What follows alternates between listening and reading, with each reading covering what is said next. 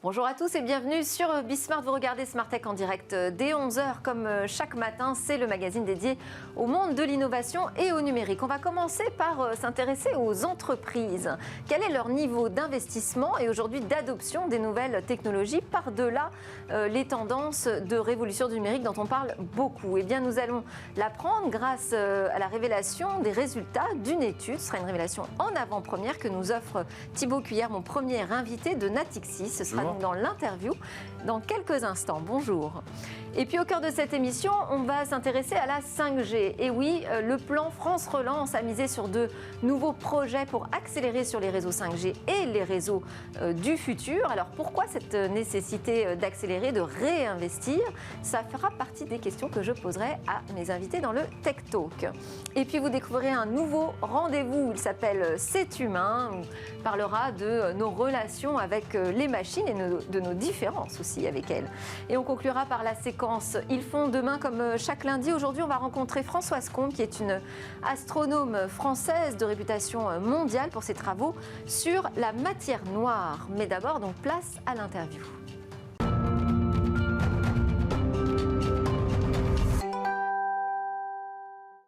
Alors, je suis avec Thibaut Cuillère, expert en analyse financière et stratégie de marché. Bonjour, merci d'être avec nous pour nous révéler donc en avant-première les résultats de l'étude de Natixis Corporate Investment Banking, avec une étude qui a été menée avec le Boston Consulting Group sur cette adoption des deep tech, de la deep tech, des nouvelles technologies qui vont vraiment bousculer l'économie demain.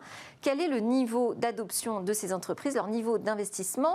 L'enquête a été menée auprès de 280 clients, c'est bien ça, et entreprises européennes. 10 industries différentes sont représentées dans votre panel. Quels sont les principaux enseignements que vous tirez de cette étude? Alors, la première chose qu'on peut dire, c'est que les entreprises ont considérablement augmenté leurs investissements dans la tech. Et c'est sans doute le fruit du résultat de la crise de la Covid-19, puisque après la Covid-19, on a vu une accélération du télétravail qui a changé fondamentalement l'impact sur les réseaux d'entreprises notamment, et ça a développé toute la partie cloud, cybersécurité pour les entreprises. Ensuite, l'explosion du commerce en ligne, qui est la suite de la Covid-19, a effectivement également posé pour les groupes les questions des plateformes de distribution en ligne, si jamais elles n'avaient pas développé jusqu'à présent. On a eu le développement, évidemment, des deux ARN messagers que vous connaissez tous et qui sont en partie le fruit de l'intelligence artificielle, puisque ça a permis d'accélérer la recherche sur ces vaccins. Et donc, ça fait ressurgir sur le devant de la scène toutes les biotech. Donc ça, c'est le contexte dans lequel ça, c'est quelque chose qu'on a beaucoup dit déjà. Ce qui est intéressant, là, c'est qu'on a un chiffre. 78% des entreprises ont accéléré leurs investissements dans le digital post-Covid. Voilà, tout à fait. On a 78% des entreprises qui ont maintenu, voire accéléré leurs investissements dans la tech.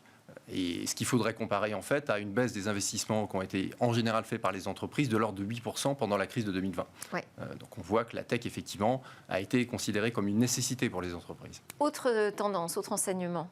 Alors, autre enseignement, c'est l'investissement par le canal direct. Puisque jusqu'à présent, les entreprises, quand elles ont investi dans la tech, elles passaient essentiellement par la mise en place de corporate venture capital, donc ce qu'on appelle les fonds de capital risque. Et on s'est aperçu là qu'à la suite de la crise de la Covid-19, beaucoup d'entreprises ont préféré investir directement dans la tech, ce qui permet davantage de se positionner pour rechercher des avantages concurrentiels à long terme.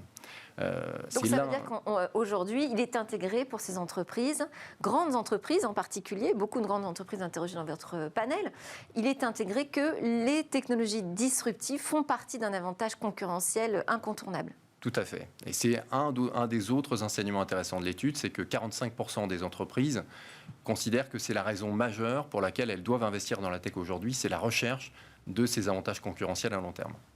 Alors, il y a quand même un chiffre, moi, qui m'a interrogée, c'est 47% des entreprises européennes suivent de près les tendances de la deep tech, mais n'ont pas encore trouvé d'application dans leur domaine.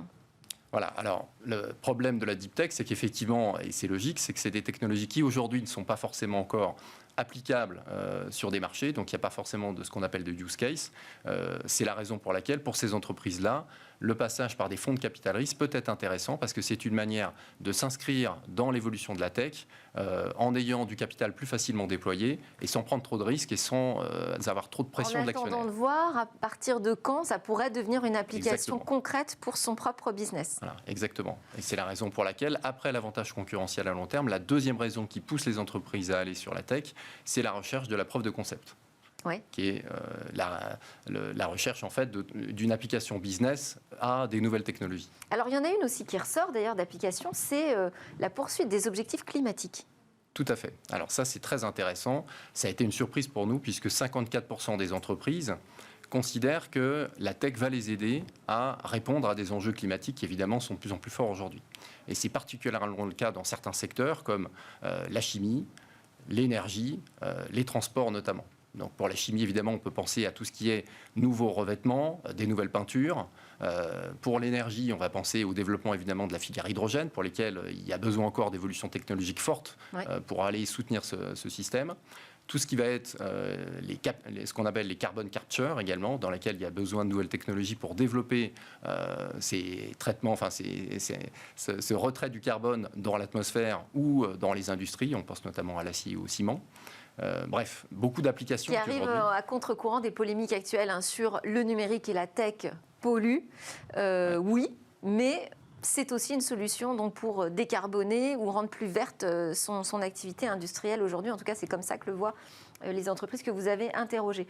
Quelles sont les principales difficultés qu'elles rencontrent aujourd'hui pour mettre en place leur transformation profonde technologique ? Alors ça également c'est intéressant puisqu'on pourrait s'attendre à ce que la tech c'est quelque chose de matériel qui c'était évidemment par essence technologique et donc c'était une surprise pour nous de considérer que 72% des entreprises en fait considèrent que la principale difficulté à mettre en place une transformation digitale c'est la conduite du changement. Et la deuxième principale difficulté c'est-à-dire convaincre son équipe de la nécessité de changer ?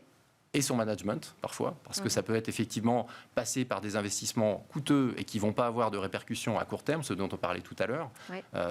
Et ensuite, la deuxième principale difficulté, c'est attirer des talents. Ça concerne 55% des entreprises. Ça passe bien au-delà des enjeux financiers, alors qui sont certes quand même importants dans certains secteurs, notamment dans des secteurs à forte intensité capitalistique, comme les transports et les infrastructures. Financés par dette, la transformation digitale va être importante. Et puis il y a d'autres critères qu'on peut citer, notamment le fait d'être en ligne avec des contraintes réglementaires, ce qui est particulièrement important dans des secteurs comme la santé, par exemple, pour lesquels évidemment l'accès aux données peut être parfois un peu compliqué. Et donc on voit que c'est le capital humain finalement aujourd'hui qui est un des premiers freins à l'adoption de ces technos, devant, vous l'avez dit, des contraintes réglementaires ou d'investissement. On parle de quelle technologie d'ailleurs quand on parle de techno disruptive ou de deep tech ? Alors c'est intéressant parce qu'effectivement il y en a une multitude. Et ce que les clients ont considéré comme celles qui vont être les plus disruptives demain, ça va être tout ce qui va tourner autour de l'intelligence artificielle. 60% des répondants considèrent que ces applications vont être majeures dans la plupart des secteurs. Et elles ressortent d'ailleurs en première position dans pratiquement tous les secteurs interrogés, excepté le secteur de la chimie, pour lesquels la première chose qui va compter, c'est la recherche de nouveaux matériaux. Ensuite, vous avez tout ce qui va tourner autour de la blockchain. Ça, c'est intéressant également, puisqu'on s'aperçoit que la blockchain, c'est pas simplement les crypto-monnaies, évidemment, mais c'est demain la tokenisation d'actifs qui va révolutionner potentiellement des secteurs comme l'immobilier. C'est en train d'arriver aussi dans des secteurs comme l'art. Donnez-nous un exemple.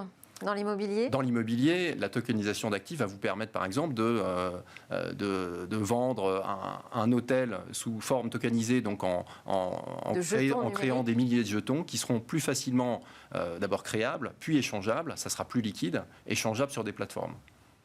On peut penser à la même chose dans des secteurs comme l'énergie, pour lesquels vous aurez la possibilité sans doute demain de tokeniser par exemple des crédits carbone ou des crédits de compensation carbone, et qui seront plus facilement échangeables sur des plateformes. Intéressant. Alors vous avez mené cette étude dans quel objectif concrètement ? Alors cette étude en fait elle s'inscrit... Qu'est-ce que vous espériez en tirer ? Alors, ce qu'on espérait en tirer, effectivement, c'est le fait que pour les entreprises, qu'elles soient financières ou non financières, la tech constitue un enjeu majeur, ce qui effectivement est le résultat de cette étude. Et ça tombe bien, puisque la tech, on a considéré chez Natixis que ça constituait une priorité. On s'est aperçu que nos clients sont de plus en plus sensibles à ces problématiques de tech, de transformation digitale, et c'est la raison pour laquelle on souhaite les accompagner au travers de différents dispositifs financiers, et que la tech d'ailleurs s'inscrit comme l'une des priorités de notre plan stratégique BPCE 2024. Donc vous les accompagnez dans leur dynamique d'investissement pour les prochaines années. Merci beaucoup Thibaut Cuillère, responsable de la recherche actifs, réels et tech et data chez Natixis Corporate et Investment Banking. Merci beaucoup d'avoir révélé donc les enseignements principaux de cette grande étude sur le niveau d'adoption des entreprises des technologies. C'est l'heure de notre talk. On va parler encore tech, évidemment. On est dans Smart Tech. On va parler du plan France Relance qui va nous permettre d'accélérer sur les réseaux du futur et notamment de la 5G.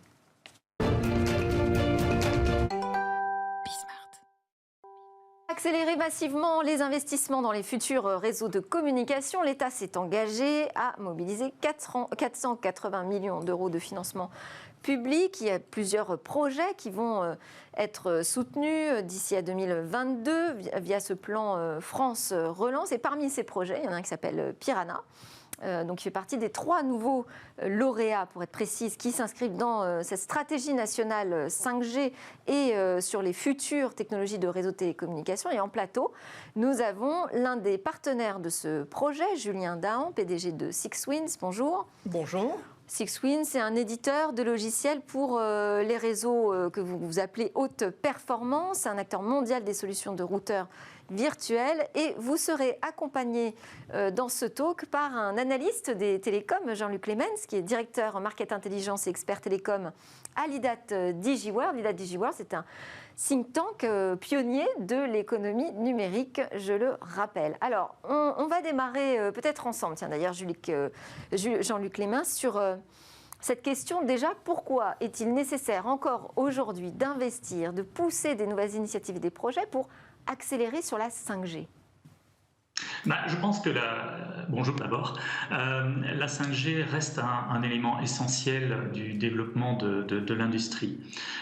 Aujourd'hui, la 5G est un sujet pour de très nombreux secteurs, le transport, la santé, la construction automobile, le bâtiment.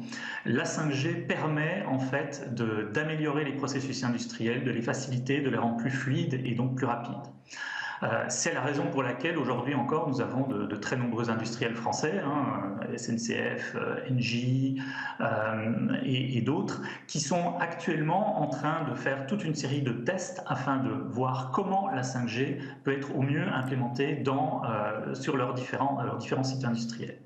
Oui, mais on nous présente souvent justement cette 5G et on ne nous la présente pas depuis aujourd'hui. Ça fait des années comme étant un pilier de l'industrie 4.0, l'usine du futur et puis de tas de nouveaux usages. Et pourtant, on en est encore à chercher des projets qui vont nous montrer quelle est la voie du futur. Comment vous expliquez cela, Julien ? Écoutez, d'abord bonjour. Donc je voulais juste revenir peut-être sur ce qui vient d'être dit. Effectivement, la 5G aujourd'hui n'a pas complètement décollé pour des raisons bien précises. Je veux dire, les raisons sont le fait que les opérateurs et les entreprises attendent aujourd'hui des solutions technologiques, logicielles, virtualisées dans le cloud pour leur permettre réellement de faire ce move vers la 5G. Et c'est justement ce que l'on vient d'annoncer donc, avec SixWinds Cloud qui va permettre à l'industrie, mais pas qu'à l'industrie, à toutes les applications 5G, puisque nous sommes dans les infrastructures de réseau, ça va permettre à l'ensemble de ces applications, justement, de pouvoir être implémentées. Mais pour ce faire, il faut d'abord mettre en place cette nouvelle architecture que nous sommes en train, justement, de délivrer au marché. Et c'est vrai que ça demandait du temps. Pourquoi seulement maintenant ? Eh bien, seulement maintenant, parce que c'est une révolution, la 5G. C'est vraiment une révolution. C'est pas une évolution, comme la 2G. Disons que pour l'instant, c'est pas très concret. Oui, c'est vrai, c'est vrai. mais pourquoi je dis que c'est une révolution ? Parce qu'on va passer d'un débit de 1 gigabit par seconde à 20 gigabits par seconde. Donc c'est quand même un progrès, un saut très important. En latence, on va passer de 10 millisecondes à 1 milliseconde pour des applications de type téléchirurgie ou voiture autonome, vous comprenez bien que la latence, ça peut être dramatique. Absolument. Donc il y a des progrès technologiques très importants. On va aussi passer de 100 000 connexions au kilomètre carré à 1 million de connexions au kilomètre carré. Pourquoi ? Parce qu'il va y avoir l'IoT, il va y avoir des voitures, il y aura des objets, il y aura des smartphones, il y aura des entreprises. Donc il y a un volume qui est énorme. Et c'est la raison pour laquelle, quand on a fait notre annonce, aujourd'hui le marché est extrêmement réceptif à cette annonce. Et cette annonce a en particulier le fait qu'elle utilise ce qu'on appelle le cloud native. Et le cloud native va permettre d'avoir des architectures distribuées, évolutives autant que l'on souhaite, ça c'est très très important, très performantes, sécurisées et dans le cloud, complètement virtualisées. Et quand même, quand je vous entends, Julien Daran, je vous entends toujours parler au futur. J'en reviens à Jean-Luc Lémens. Pourquoi est-ce qu'aujourd'hui, on n'a pas cette réalité de ce que peut apporter véritablement la 5G ? Peut-être parce que finalement, sur les réseaux 4G, ça se passe encore bien, ils ne sont pas totalement surchargés, on n'a pas un besoin évident de cette 5G ? Alors, je crois qu'il faut faire la différence entre les différentes géographies. Actuellement, en France, les fréquences ont été mises à disposition de façon relativement récente et les opérateurs sont encore dans l'effort de déploiement des antennes 5G et ils sont en train d'y travailler depuis de nombreux mois. Maintenant, si on va regarder dans les pays qui sont beaucoup plus avancés, qui ont mis à disposition les fréquences 5G plus tôt que la France, on voit des applications qui sont mises en place. Si vous allez en Chine aujourd'hui, tous les ports, ou la majorité des ports, fonctionnent avec des réseaux 5G, ce qui leur permet de réduire le temps de chargement et déchargement des bateaux de 20%. Si vous allez regarder en Suède, il y a des acteurs industriels qui télécommandent leurs camions par 5G sur les sites industriels, je ne parle pas des routes ici, à l'intérieur des sites industriels, et qui bénéficient de la latence dont on vient parler et qui est essentielle quand on manipule des engins industriels très lourds pour pouvoir guider à distance et donc ne plus avoir des gens qui sont directement dans les machines. Donc les exemples, les cas sont là. Maintenant, pour ce qui est de la France, oui, on est encore sur le déploiement, oui, on est encore sur toute une série de tests qui ont lieu, comme je le disais tout à l'heure. Dans le domaine de la santé, par exemple, le CHU de Rennes, le CHU de Toulouse sont en train de travailler sur des applications qui bénéficient de réseaux 5G locaux et on voit clairement ces usages qui sont en train d'émerger. Maintenant, il s'agit d'usages qui sont B2B, donc dans l'entreprise, et effectivement, pour le client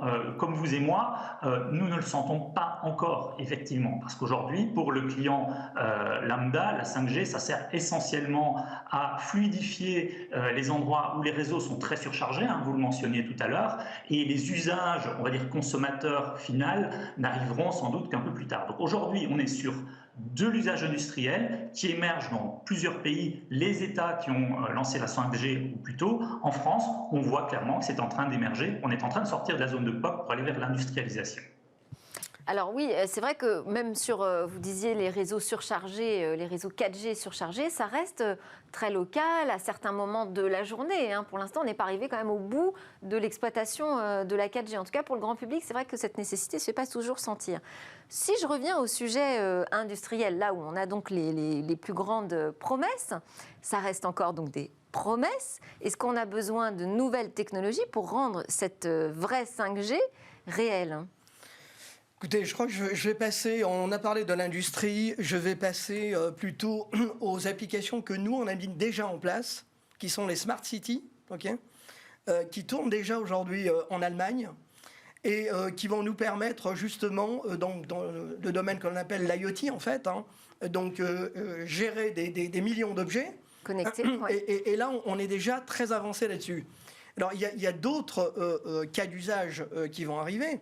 D'où notre... Est-ce que ça nécessite, je reviens à ma question, est-ce que ça nécessite l'emploi de nouvelles technologies ? Est-ce qu'il faut déployer des nouvelles solutions pour que ça fonctionne ? Ou est-ce qu'on a déjà tout sous la main ? Alors, la réponse, elle est très clairement oui, et je vais vous expliquer pourquoi. Oui, à laquelle oui, il faut des nouvelles solutions. Il faut des nouvelles solutions. Il y a une nouvelle étude qui vient de sortir au niveau des opérateurs télécoms, parce que ce sont eux qui vont mettre en place ces réseaux 5G sur le plan mondial. Cette étude a été faite sur 100 opérateurs télécoms dans le monde. Donc c'est assez représentatif, je dirais. Hein.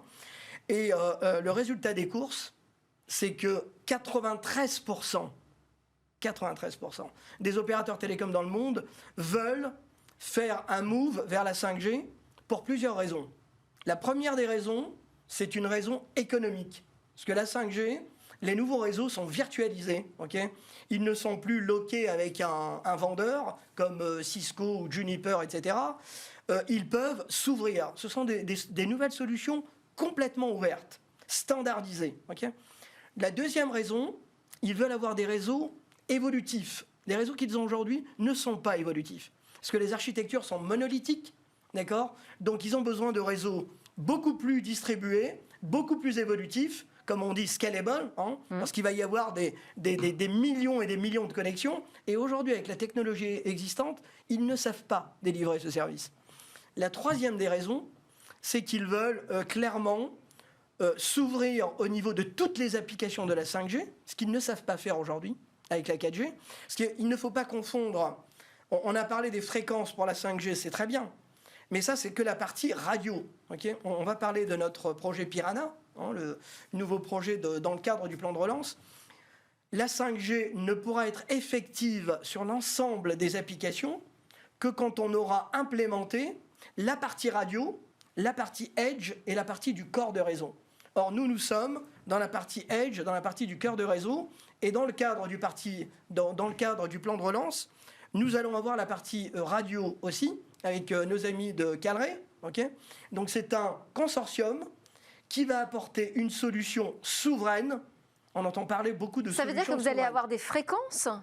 Non, ça veut dire qu'on va, pour les opérateurs qui ont les fréquences, on va leur apporter la solution clé en main, de bout en bout, solution 5G, prenons en compte, c'est-à-dire à la sortie de l'antenne, si vous voulez, hein, 5G, on aura des solutions qu'on appelle RAN, hein, Open RAN, hein, donc virtualisées sur le Radio Access Network. On aura des solutions virtualisées sur la partie core, qui est la partie IP, qui est très importante pour les applications dont on a parlé, qui ont besoin de performance et de latence très faible.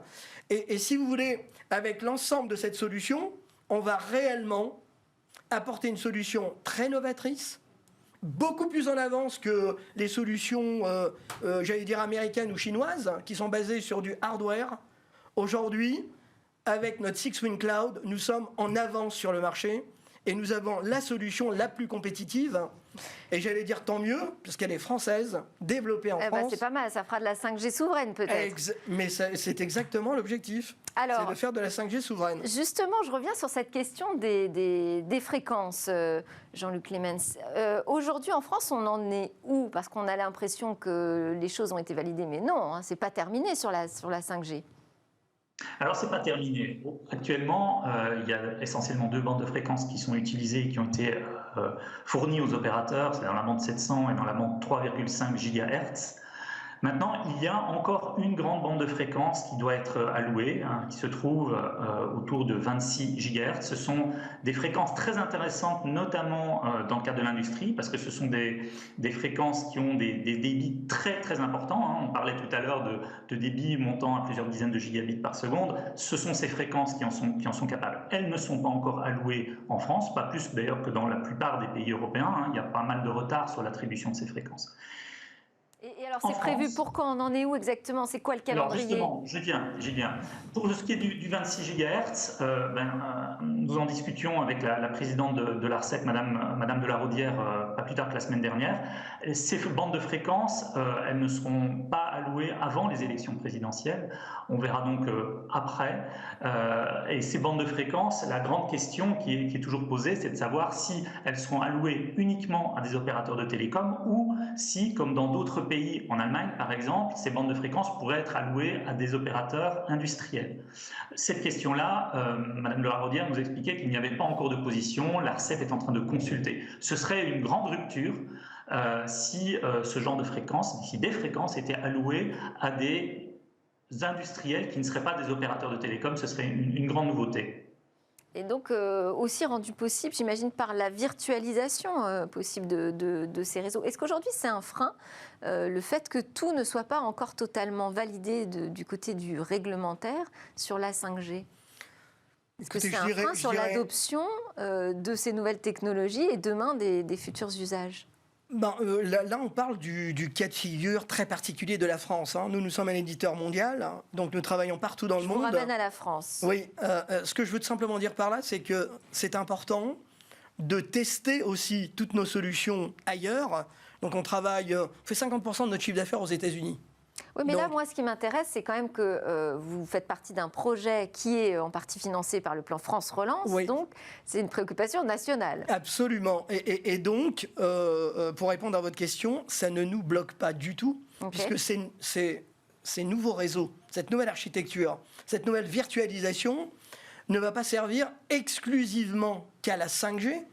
Ça va servir aussi, vous avez remarqué que vous avez des millions de gens qui travaillent à distance, partout dans le monde, y compris en France, bien entendu. Donc, cette nouvelle architecture qui est en train d'être mise en place par les opérateurs télécoms va leur servir pour ce qu'on appelle le SD-WAN aussi. Donc, la possibilité de se connecter à distance en toute sécurité et apporter une vraie valeur ajoutée. Donc, encore une fois, il n'y a pas de blocage en se disant « Oula, on n'a pas les fréquences, on arrête tout ». On avance, on installe les réseaux virtualisés. Il y a toute la partie radio, il y a toute la partie, ce qu'on appelle le core IP. Et ça doit évoluer de toute façon. Sinon, si on n'a pas l'ensemble de la solution, de toute façon, on ne pourra pas délivrer l'ensemble des applications 5G. Donc ça n'empêche pas de travailler sur ces infrastructures de communication de demain. Absolument. Le gouvernement a quand même mis en place une mission pour comprendre les éventuels freins à l'appropriation de la 5G par l'industrie. Ça veut dire que ça bloque ça quand même, Jean-Luc Clemens ? Je pense pas que ça bloque. Je pense qu'il y a nécessité d'un meilleur partage de l'information entre les différentes industries. C'est-à-dire qu'aujourd'hui, il y a un très grand nombre d'entreprises, comme je le disais tout à l'heure, qui sont au stade de test, ou même un petit peu plus pour certaines. Et il y a un besoin, en fait, de partage d'expérience pour comprendre où et comment la 5G, mais pas seulement la 5G au niveau réseau, c'est bien ce qu'on disait tout à l'heure, l'ensemble des blocs qui constituent ces réseaux de nouvelle génération peuvent apporter de la valeur ajoutée. Quand on voit aujourd'hui que le secteur automobile est en train de tester la 5G dans ses usines afin de pouvoir faire bouger beaucoup plus rapidement et de changer les lignes de production, quand on voit la SNCF qui est en train de tester la 5G dans ses gares, ce sont toute une série de retours d'expérience qui doivent être disséminés afin que l'ensemble des entreprises françaises voient au mieux comment la 5G peut être utilisée. Donc cette mission, de mon point de vue, elle va surtout apporter une généralisation de la connaissance et des résultats afin de mieux utiliser la 5G. Et vous disiez que finalement vous étiez peu d'acteurs aujourd'hui à mettre en œuvre ces nouveaux réseaux de demain. Virtualisés dans le cloud, oui. Oui, quelle est la difficulté ? La difficulté, c'est que ce que l'on appelle les incumbents, c'est-à-dire les fournisseurs, les Cisco, les Juniper, les Nokia, etc., sont des gens qui ont, jusqu'à aujourd'hui, délivré des solutions matérielles, qui ne sont pas évolutives. Vous voulez passer à quelque chose de plus puissant, vous êtes obligé de changer de boîte, c'est le cas de le dire. Nous avons une solution logicielle qui est complètement virtualisée dans le cloud, donc l'approche est complètement différente, elle est ouverte, elle est évolutive. Et alors, ils n'ont pas fait leur propre révolution numérique? Ils n'ont pas encore fait leur propre révolution, et pour nous c'est une énorme opportunité. Ils ne l'ont pas faite parce que ça ne les arrange pas trop non plus. Aujourd'hui, ils ont une position dominante, donc ils essayent de garder leur business autant qu'ils peuvent, et nous sommes un petit peu là pour les bousculer. Quand vous voyez que 93%... Et ce sont des nouveaux métiers aujourd'hui, ce sont des nouveaux métiers qui seront entre les mains de nouveaux types de prestataires, comme vous l'êtes, ou que vont s'approprier les opérateurs, ou demain les équipementiers? C'est un métier spécifique? Non, ce n'est pas un métier spécifique, ce sont les nouveaux équipementiers des nouvelles infrastructures réseau, dont on fait partie. Alors nous avons, depuis le début, considéré qu'en tant qu'éditeur de logiciels, on pouvait apporter une très grande souplesse, une très grande ouverture. Et c'est ce qui nous permet aujourd'hui de pouvoir faire ce move beaucoup plus rapidement, puisque nous sommes dans la virtualisation depuis 7 ans. Or, l'ensemble des constructeurs dont j'ai parlé commence à peine à se dire, ça serait pas mal d'y aller, quoi. Donc on a une avance qu'on veut utiliser le plus intelligemment possible et qu'on essaie d'utiliser mondialement. Pour revenir à ce qu'on disait concernant les cas d'usage, justement dans le projet Piranha que l'on a gagné, on a eu le plaisir d'être sélectionné, avec, donc, comme je disais, Calray, Atos, Renault et Orange. Alors pourquoi Atos, Renault et Orange ? Parce que justement les cas d'usage qui vont être utilisés, ça concerne pour Atos tout ce qui est Smart City, donc les villes intelligentes, et pour Renault, bien entendu, tout ce qui est nouvelles usines et voitures connectées et autonomes. Donc on voit bien que dans le cadre du projet, on nous a demandé, c'est très bien d'avoir de la technologie, d'avoir des solutions, mais on veut des cas d'usage. On veut des exemples. Voilà. Et quand est-ce qu'on peut espérer les premiers retours d'expérience ? Eh bien écoutez, je dirais dans une petite année, dans le cadre de ce consortium. Okay. Bon, Jean-Luc Clémence, je n'ai pas le temps de vous redonner la parole, mais on pourra rediscuter aussi de cette opportunité que représentent les réseaux du futur en termes de relance économique. Merci beaucoup à tous les deux. Donc Jean-Luc Clémence, directeur Market Intelligence et expert télécom à l'IDAT DigiWorld, et Julien Dahan, PDG de Sixwin. Félicitations pour le projet Piranha. Merci beaucoup. Juste après la pause, on retrouve Smartech pour une nouvelle chronique qui s'appelle « C'est humain » et non, nous ne sommes pas des robots.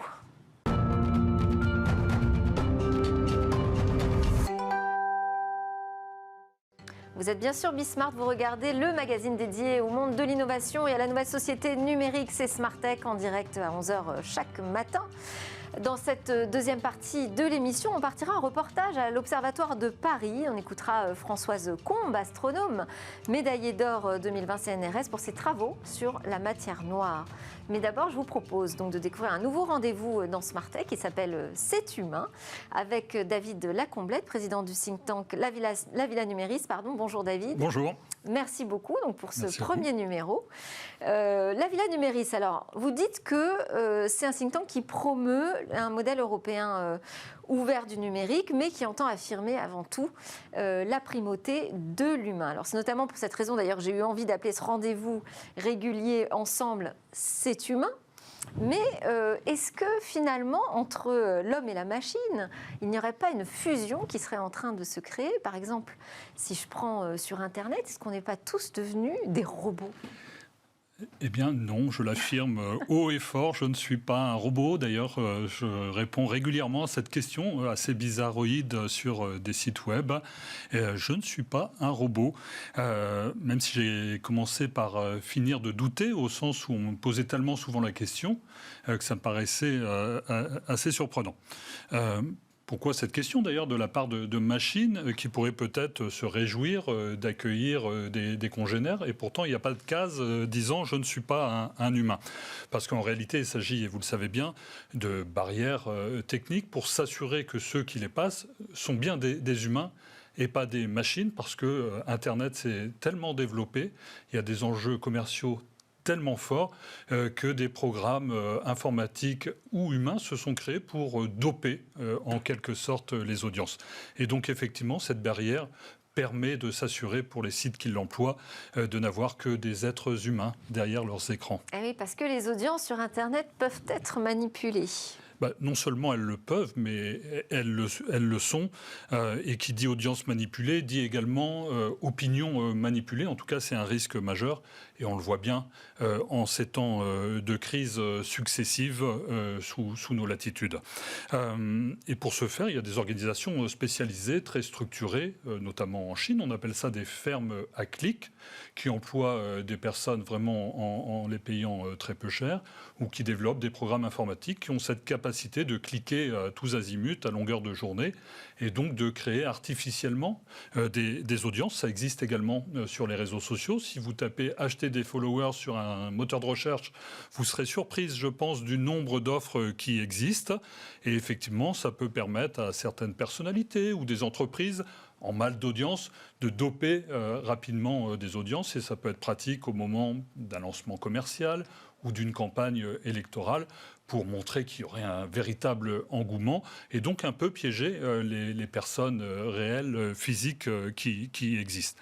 D'ailleurs, les réseaux sociaux suspendent régulièrement des comptes. C'est Twitter en 2018 qui avait suspendu pas moins de 70 millions de comptes sur 300 millions. Ça fait quand même une très grosse moyenne. Donc, ils sont perdus en audience eux aussi.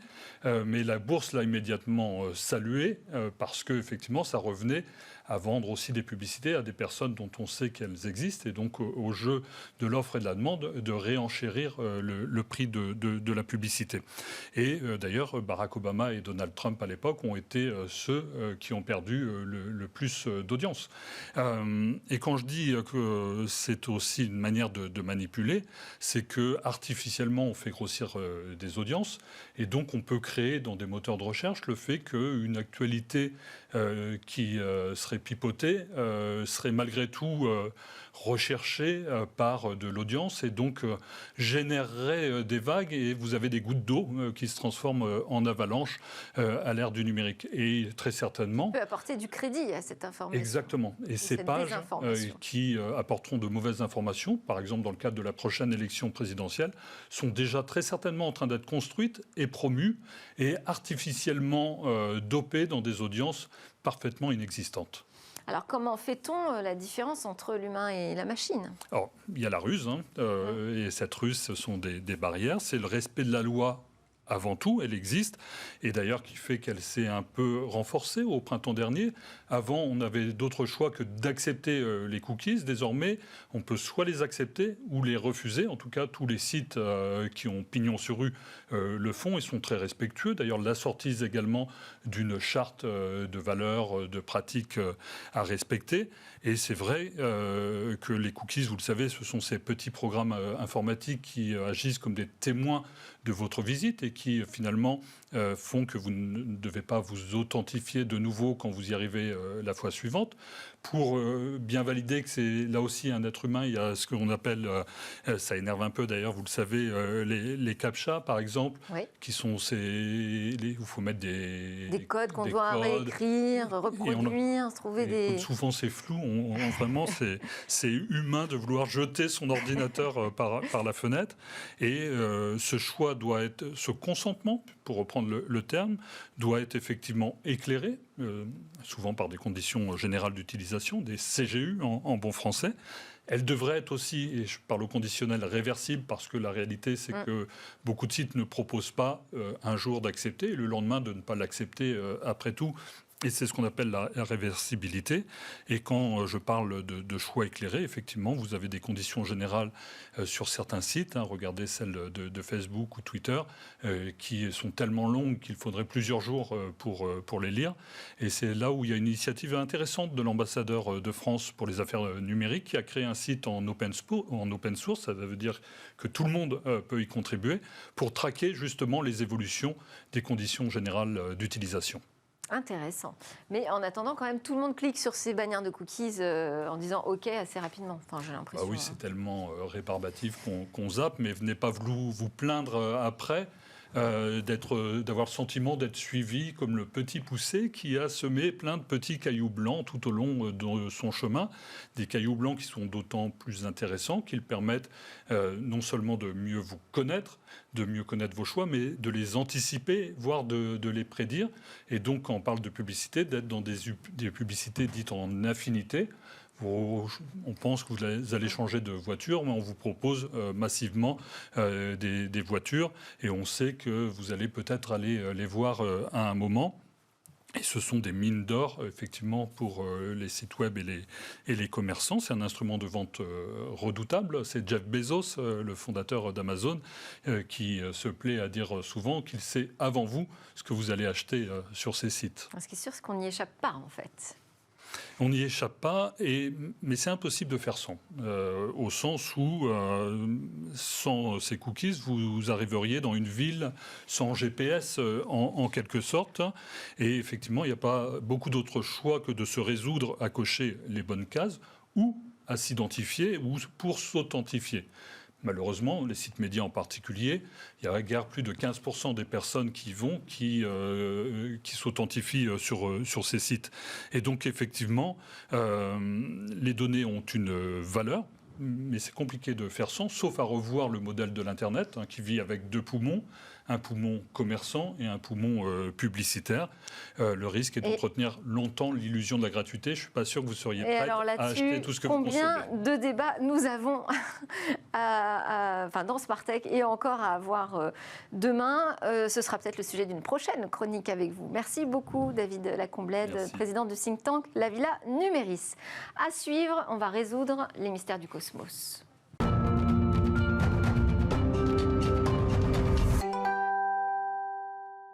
Comprendre le cosmos, c'est découvrir d'où nous venons, mais peut-être aussi où nous allons. En France, en tout cas, on a une astronome à la réputation internationale qui a dédié sa vie à la connaissance des galaxies. Il s'agit de Françoise Combe, qui a reçu récemment la médaille d'or CNRS pour ses travaux sur la matière noire. Et Cécilia Sévry et Cosséla Bouèche sont partis à sa rencontre. C'est un sujet tourné à l'Observatoire de Paris.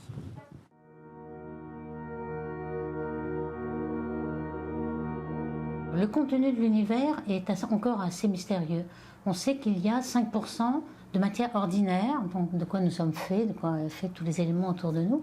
Par contre, il y a 25% de matière exotique, qu'on appelle matière noire, qui ne rayonne pas et qui est faite d'une particule que l'on ne connaît pas. C'est très important de répondre à cette question parce que pour savoir comment s'est formé l'univers, comment les galaxies sont formées, on a besoin de matière noire. S'il n'y avait pas de matière noire, on n'aurait pas formé des galaxies et nous ne serions pas là pour en discuter. Donc il faut absolument savoir d'où nous venons, quelles sont nos origines, donc comment s'est formé l'univers. Il nous faut absolument la matière noire. Ça peut aussi nous donner d'autres idées sur si on découvre une autre matière. On pourrait avoir beaucoup d'autres applications dont on ne suspecte rien aujourd'hui. Donc ça, c'est très important de savoir de quoi est fait l'univers. 95% nous est inconnu et on essaie de le trouver.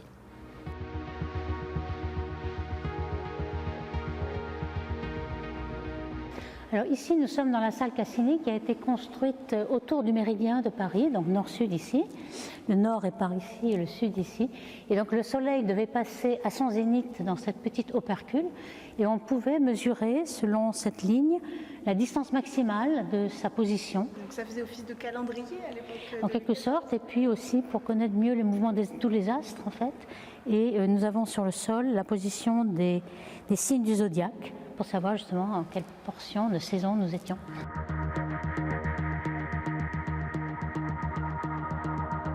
Aujourd'hui, tout le monde est connecté et on peut observer de son bureau en faisant une observation à distance, en faisant bouger le télescope à distance, ou alors des personnes observent là-bas et ensuite nous envoient les résultats.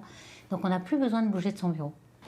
Donc on a bénéficié d'une puissance exponentielle. On multiplie la puissance des ordinateurs d'un facteur 2 tous les 18 mois.